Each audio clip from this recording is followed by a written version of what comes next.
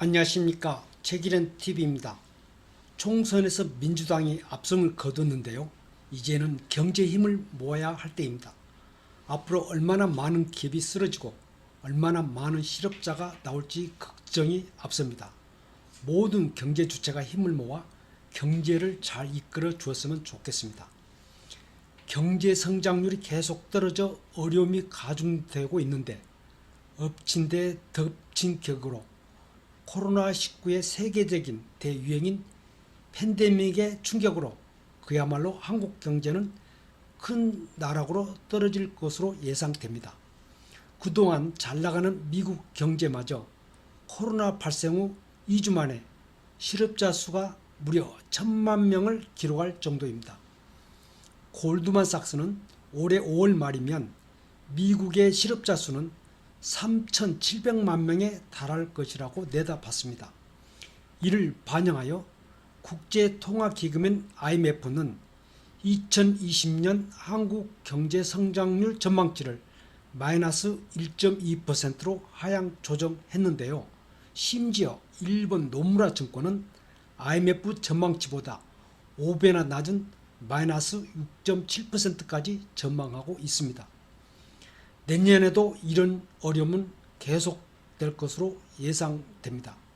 한국 경제가 마이너스 성장률을 기록한 것은 1980년 신군부 시절의 마이너스 1.6%, 1998년 IMF 금융 외환 위기인 마이너스 5.1%단 두 번이었습니다.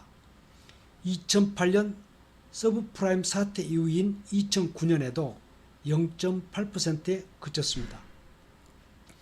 한국 경제가 이처럼 어려워지는 것은 여러 가지 사정이 있는데요.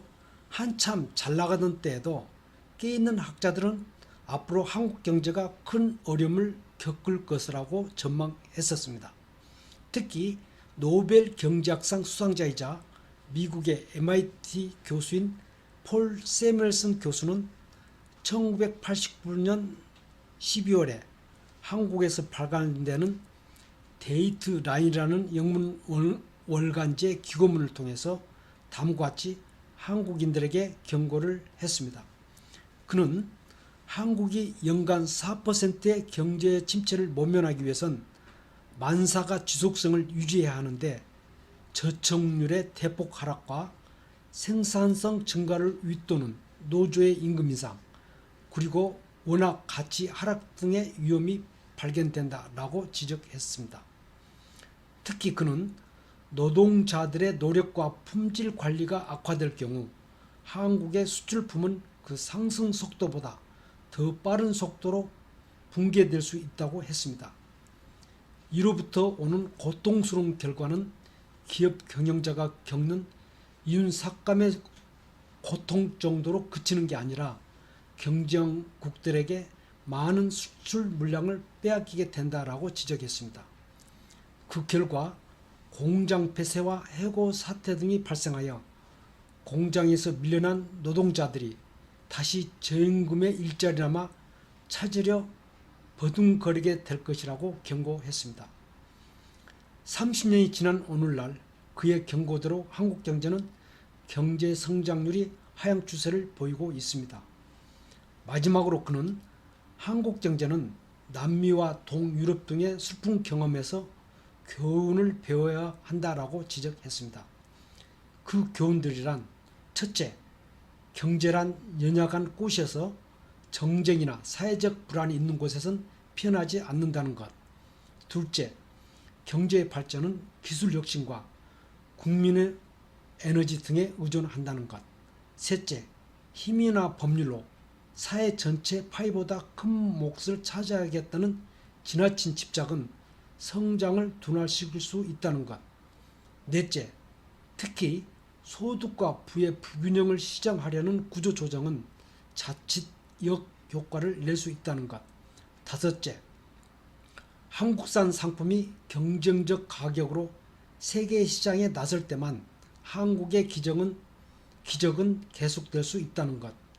여섯째, 정상을 올라가는 일은 끝없는 노력을 필요로 하는 것 등이라고 덧붙였습니다. 저명한 경제학자의 일호생 충고로 덮어버리기에는 요즘 한국 경제는 어렵고 오히려 불확실성이 더욱 커지는 양상입니다. 한국 경제가 1인당 국민소득 3만 달러를 달성하기까지 그동안 많은 기업인들의 헌신과 수많은 국민들의 노력이 있었습니다.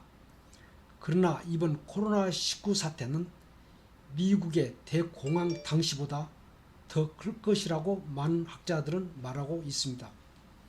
이번 코로나19의 대응과 의료 시스템, 총선에서 보듯이 한국은 세계인들로부터 또 한 번 조명을 받고 있습니다.